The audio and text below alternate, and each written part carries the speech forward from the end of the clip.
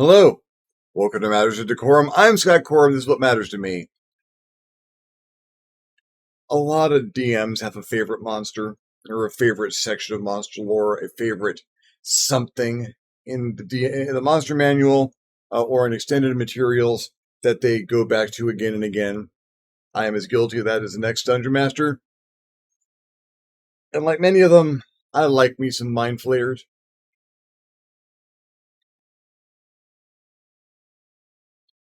I have followed Mindflayer lore for quite some time. I have been fascinated by them in every edition that's come out. They form one of my biggest criticisms about the 5th edition Monster Manual is that the graphic depiction of a Mind Flayer in that book is just substandard. But I've gone into that before. I like the Mind Flayers as a villain. And you can look in modern views of the lore and see how much stuff that was random material in Dungeons and Dragons before has just kind of flowed into being a part of the Mind Flayer lore. That the Illithid race, true name for the Mind Flayers, has created a number of other races through experimentation and hybridization. And they've got a fascinating life cycle, a horrifying life cycle, but a fascinating one.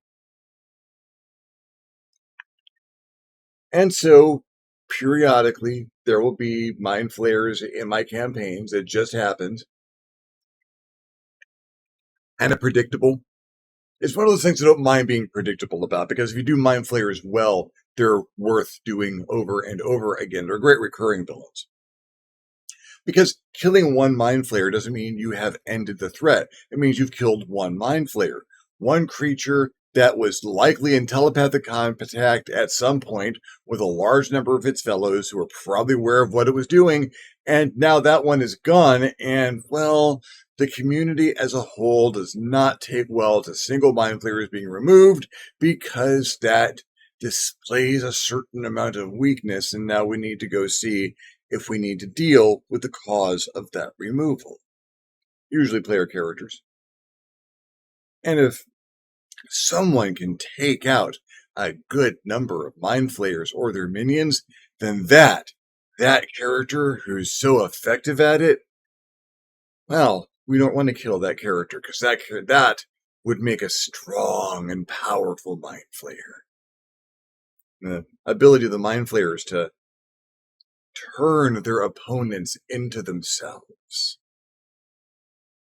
Yeah, there's a certain amount of vampire there, and a certain amount of alien, and a certain amount of so many wonderful evil things. Little goosebumps there. So much you can do with that. Mind Flayers, as presented in the book, are quite dangerous. The fifth, while I'm not fond of the art for the 5th edition Mind Flayer, their stat block is maybe a touch disappointing, but used correctly, they are, however, terrifying, especially to lower level parties.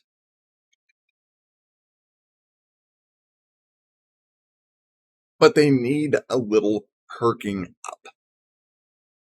There are some things that Mind Flayers are known for being able to do, some things maybe not so much, but in the lore out there, there are plenty of variants.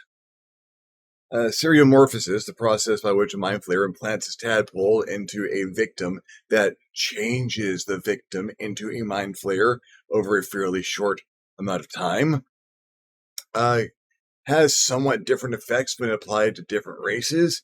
But for the most part, you get a standard Mind Flayer out of most of those. But the stat block is one thing. A Mind Flayer is a terrible opponent one-on-one. Terrible opponent one-on-one. And they've got the Mind Blast for crowd control, which is wonderful, but one-on-one, if they get that grappling attack off, you got a turn or so before your brain's gone, and then the character's done. That's one of the few things that can just insta-kill someone. It takes a couple of turns, and it puts the Mind Flayer at risk, because the Mind Flayer's not good in melee at all, as written, and so it's got to get close to someone to wrap its tentacles around their face. And then extracts their brain, and then it's over,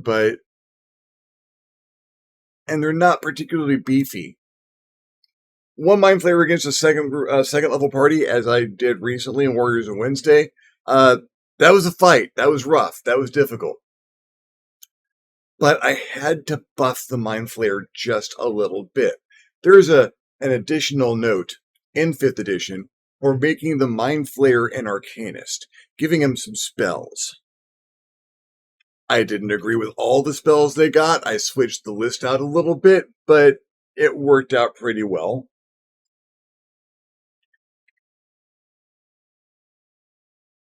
But what do we do if we've got a higher level party and we want this Mind Flayer to be a recurring thing? Someone that is even more frightening. Someone that can threaten the party not just with one cone attack that recurs on a 5 or 6, or recharges on a 5 or 6, but something that is such a genuine threat that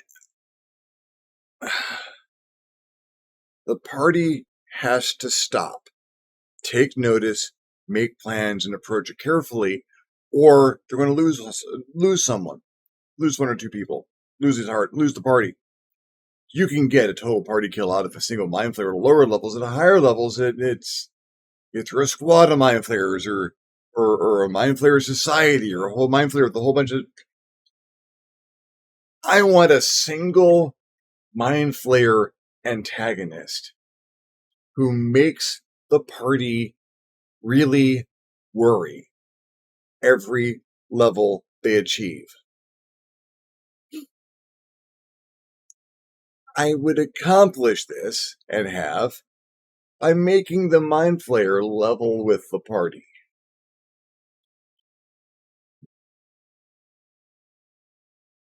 Start giving that Mind Flayer player character levels. Pick a class, any class. And you got a starting stat block for that Mind Flayer. Maybe buff it up a little bit. Make sure it's got the minimums for that class. Mind Flayers and Masters of Genetic Engineering, they could absolutely tool their bodies into something a little more suitable for something roguish or fighterly. What are we going to do? Let's talk about a couple of Mind Flayer villains.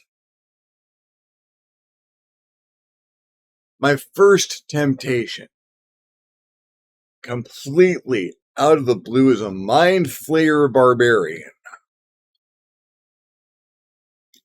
And that flies in the face of convention to a certain degree. And because I like my recurring villains to be thinking villains, and barbarians are not known for their overly amount of thought, it doesn't entirely fit. But oh my god. A Mind Flayer Path of the Beast Barbarian would be fecking terrifying. Because you tweak it a little bit, and you consider what the Mind Flayer thinks a beast would be.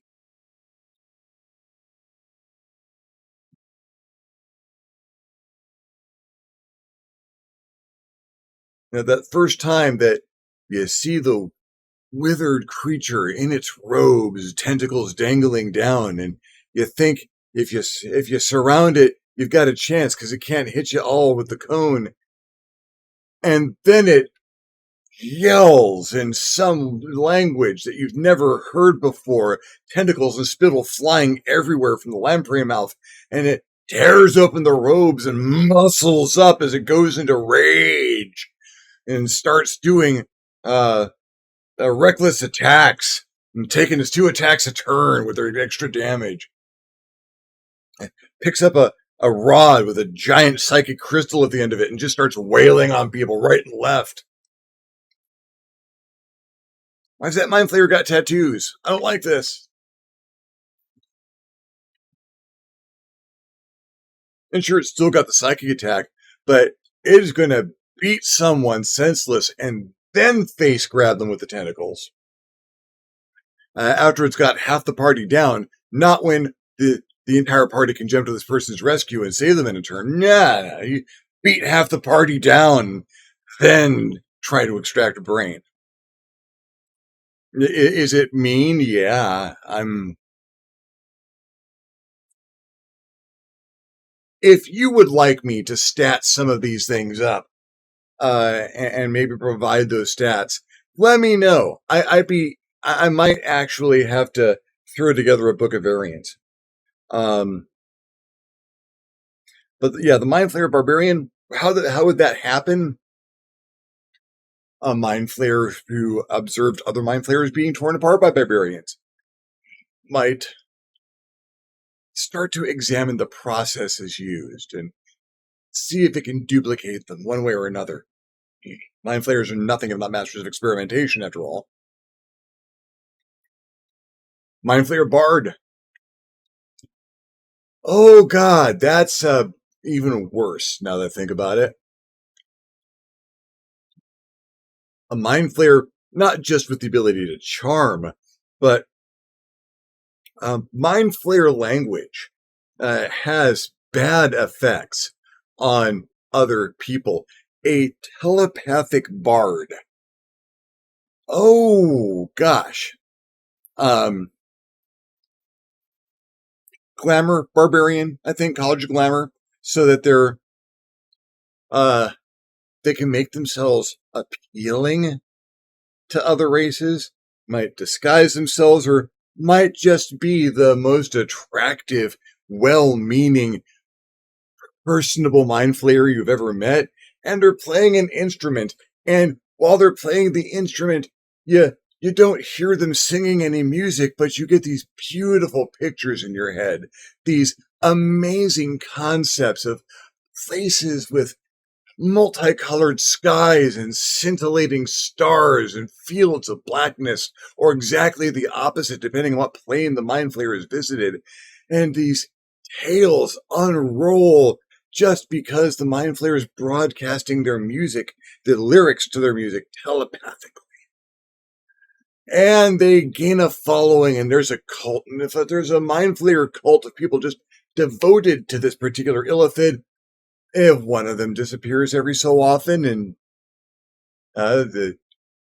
you burn the body so that you can't tell the brain's been removed, okay, these things happen. And a cult that gets very dedicated, some of them, the lucky ones, can join their favorite bard, and all they gotta do is lay still while it puts a tadpole on their face.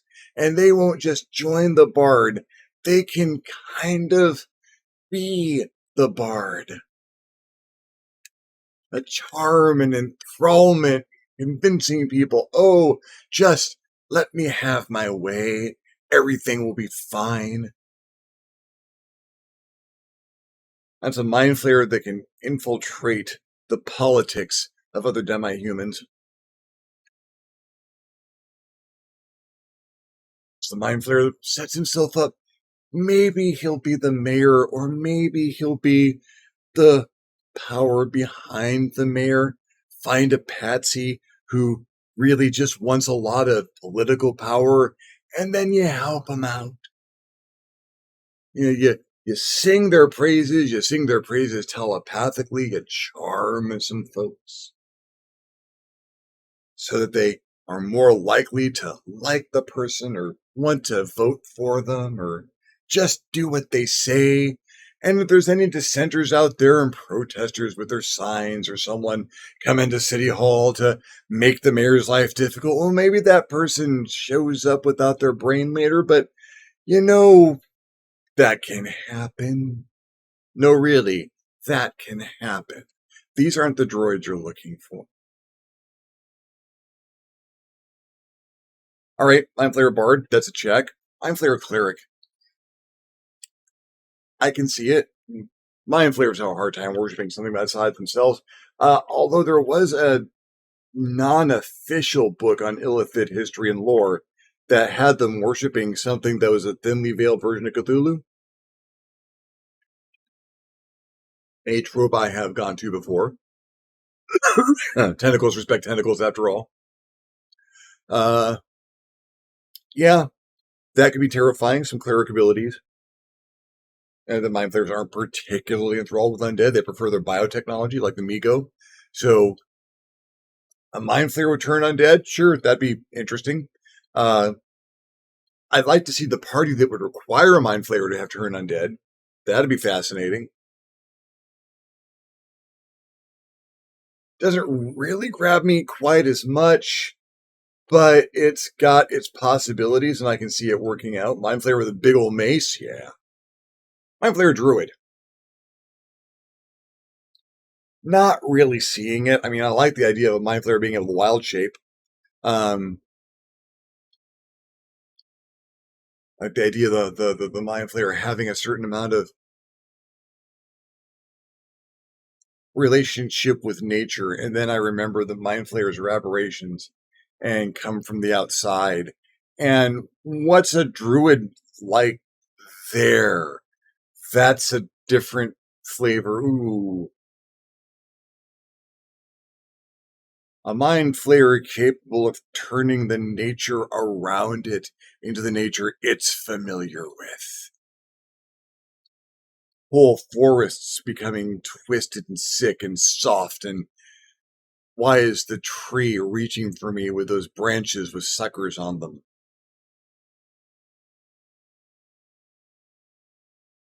Okay, put a pin in that one. Mind Flayer Druid may have possibility. Mind Flayer Fighter, absolutely. All day, every day. Mind Flayer Fighter. Mind Flayer Battle Master. In fact, let's go for the subclass. Mind Flayer Battle Master. I've used them before. I'll use them again. Because that's not what you expect. You give them a finesse weapon and a high dex. You give them the rapier, and suddenly you're in a fight you did not know you were in. It's like, yeah, if we get close, they're going to grab one of our faces, but I think we can take it because Mind Flayers are weak to melee, and no, this Mind Flayer is not weak to melee. This Mind Flayer has just poked three of you, critically succeeded on one of those, and thrown some superiority dice to make it hurt more. Yeah. Yeah. It's a Mind Flayer who's going to consume the brains of the fallen and look for the person who is a challenge so they can bring them back and give them the gift of becoming one of them. Maybe train together after a while.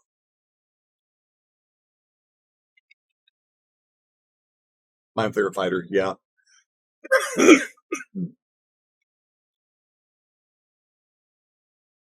Mind Flayer Monk.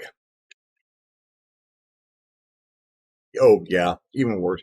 Anything that turns the Mind Flayer into a melee risk, absolutely. Monk more than most, because unlike the Barbarian and the Fighter, the Mind Flayer Monk doesn't look different than any other Mind Flayer. It might even be wearing less than your average Mind Flayer. Is it a poor Mind Flayer? Is it some kind of Mind Flayer aesthetic? Well, let's beat his brains out from behind so that, oh my god, now we're in a fight. And that unarmed attack, yeah, you could probably swing tentacles as being an unarmed attack. Oh, stunning strike. Yeah. Yeah. A Mind Flayer that can tentacle whip you with a stunning strike and then just grapple on. Give him the tavern brawler feat. Oh, geez. That's horrible. Get that. Well, I've made my unarmed attack and now I get a free grapple attempt on the end of that. Yeah. Oh, geez. Mind Flayer Monk. That fits. I'm good with that. Mind Flayer Paladin. Ooh. Mind Flayer Paladin. Yeah, there's a cleric that we can accept that there's something out there that Mind Flayers worship. A Mind Flayer with the Oath of Conquest. I just sold myself on the Mind Flayer Paladin.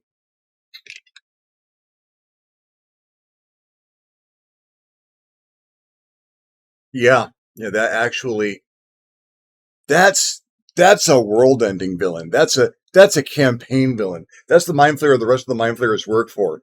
There's a mind flayer who is so infused with the rage and righteous fury of their deity that they have oath to conquer entire worlds for the deity that they worship, the one that proved itself worthy of its worship. And yeah, yeah, that's a force to be reckoned with right there. That is because if I'm leveling the mind flayer along with the party, that doesn't mean that that's the person that the party's going to meet every level. They might be working in the background for the first 5, 10 levels and then not come back for another couple. But they start off more dangerous than any individual in the party and continue to increase in their danger level as the party's level increases. So this Mind Flayer Paladin, yeah, this is level 12, level 15. That's you give the Paladin his retinue of followers, clerics, fighters, other lower level Mind Flayer Paladins, because you're going to be getting that. So, oh, yeah, yeah. Uh, or a cadre of conquered beings.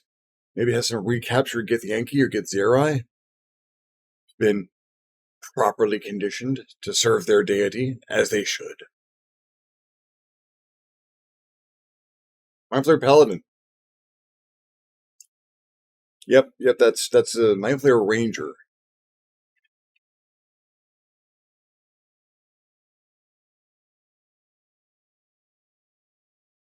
Mind Flayer Ranger with the Gloomstalker subclass.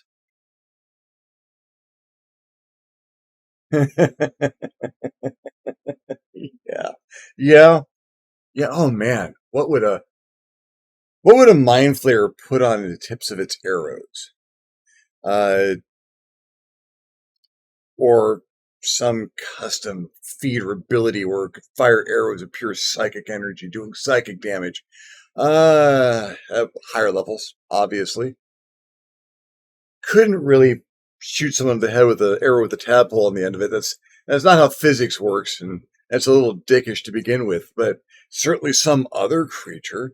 A mind flayer ranger with a subclass that's good with animals that has a bunch of intellect devourer friends that follow it around and help him in fights and eventually become other people.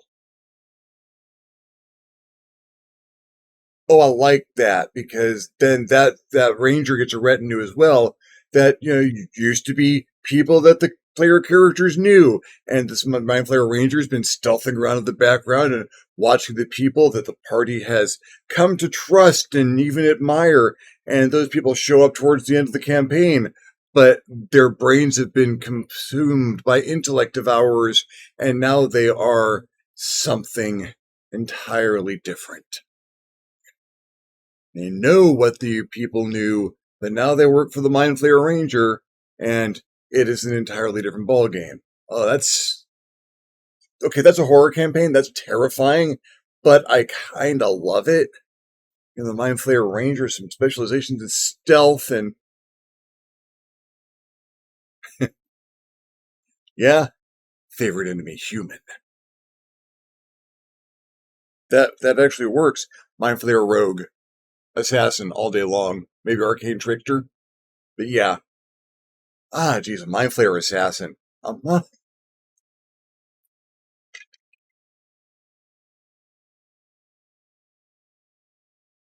Does not have the gravitas and presence, the paladin or even the ranger, but the mind flayer assassin, that's the mind flayer you didn't know was around for some time. Still, or mind flayer mastermind, kind of a natural, and they're organizing a thieves guild. It's not the regular thieves guild. There's a bit of a gang war going on. And the gang war that's got the tentacles at the head of the organization seems to be winning. Go figure. Oh, that's a campaign. Um, if any of these concepts give me a campaign, it works for me, and I'm happy with that. Yeah, yeah. Okay, so Mindflayer Rogue, check, absolutely. Mindflayer Sorcerer, little tricky because you're talking about bloodlines there, and Mindflayer bloodlines are really confusing things.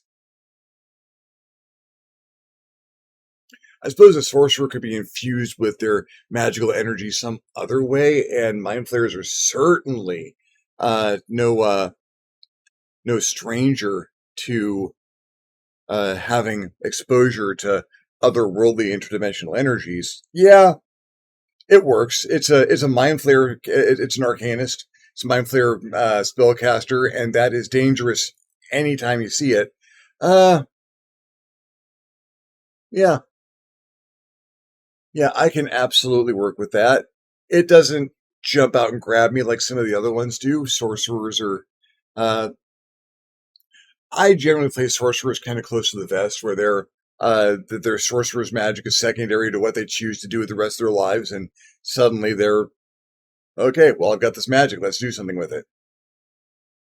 So that perception, and I probably need to play some magic forward sorcerers to get to get past that hump, but yeah, Mind Flayer Sorcerer, absolutely. Any Mind Flayer Arcanist can be something truly terrifying. So it works. It doesn't immediately bring campaign to my mind, but it works. Mind Flayer Warlock.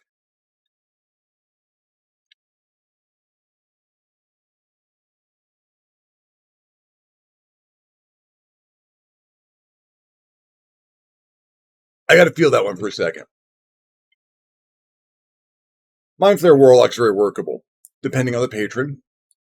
But something would have to prove itself to the Mind Flayer to be so superior that the Mind Flayer would have to enter a deal. Now, the Mind Flayers are made out of ego. So Archphase right out. Yeah, Mind Flayers aren't that fond of devils and demons, more like competition. So the Archfiend, um, something from the outside, something strange, some aberrant, otherworldly. Oh, Mind Flayer Warlock Cthulhu or something, the equivalent. Yeah, yeah. There we go. Bigger, greater power. Yeah, yeah. You could put the Mind Flayer looking for a path to greater power itself. Find something that's achieved that power, or we create some kind of patron that's even worse. Like, the mind flayers have the communal mind pools, the elder brains, the oldest brains of their particular mind flayer colony that are just a massive psychic power and ability in the core of their hive mind. What if a bunch of elder brains have gotten together? Their minds meet on the astral plane to become a gestalt of greater beings, and some mind flayer has discovered this exists and pledged itself to it because it wants to be a part. That's getting written. That's getting written up. Oh man, the Mind Flayer Elder Brain Gestalt Warlock patron. Yeah, yeah, I'm down. That's because the Warlock itself is not the biggest threat. Where it's drawing its power from is the biggest threat, and every so often it'll tap another Mind Flayer out there someplace. Would you like more power? Mind Flayer Warlock is the thing. And then there's the Mind Flayer Wizard. I'm not going to go through classes outside of Player's Handbook, but the Mind Flayer Wizard is a given. It's a classic. It's uh, the Mind Flayer spellcaster, but the Wizard has that drive, that intellect, that uses the Mind Flayer's existing stats really, really well. And you give them not the pittance of spells that the arcanist version of the Mind Flayer would give you, but you level it with the party and let it have the wizard's amount of spells. You give him more spells. You don't give him more spell slots, but you give him more spells. And why do you give him more spells? Because he's been out there eating wizards. Or turning wizards into mind flayers. Maybe subjugating wizards and taking their spells, learning from the best that he can beat so that he can beat more of the best. That's a Mindflayer with a logarithmic progression as far as how many spells. That's a by the time they get up there to where there's a Mindflayer Archmage, you have some problems. Staff of the Archmagi. Ability to cast 9th level spells, and just has been dogging the party all along because give the party a campaign where they are out there to stop a bunch of evil wizards. And that's the Mindflayer's manipulation, trying to get them to beat the wizards just enough, and, well, they're going to sell the spell books or not find the spell books or not find the library. The wizard's going to be gone. The Mindflayer can step in and learn a few things. Maybe they disguise themselves as someone you could turn the wizards over to. And the wizard and the Mindflayer starts consuming the brains of those wizards, gaining some of their power and their magic and their knowledge. So that by the time you fight the Mindflayer, you're fighting all the wizards that you have fought up to that point in time. Yeah, it's a campaign. Thank you for following me along on this particular ramble. I like me and my Mindflayers, and I like finding ways to make them more interesting, and I think this has been a good exercise for me. I've certainly got some stuff I got to write down. If you enjoyed the video, give me a thumbs up. If you didn't enjoy the video, give me a thumbs down. Feedback is feedback. If you would like to hear me continue this rant or other rants, things you'd like to hear me talk about, subjects you'd like to hear me cover, questions you'd like to hear me answer, please leave me a comment down below. I will love getting your comment. You will love leaving me one. If you haven't subscribed to my channel yet, why not? My channel is awesome. You might want to hit the subscribe button. If you do, you might also want to hit the notification bell so you're alerted when my videos become available. If you would like to contribute to the channel in a more substantial manner, I invite you to hit me up my Patreon page, www.patreon.com/ScottCorum, and consider donating. Absolutely anything helps and allows me to make better videos more often. In the meantime, thank you very much for watching. I am Scott Corum. This is what has mattered to me. I'll see you next time on the next Matters of DeCorum.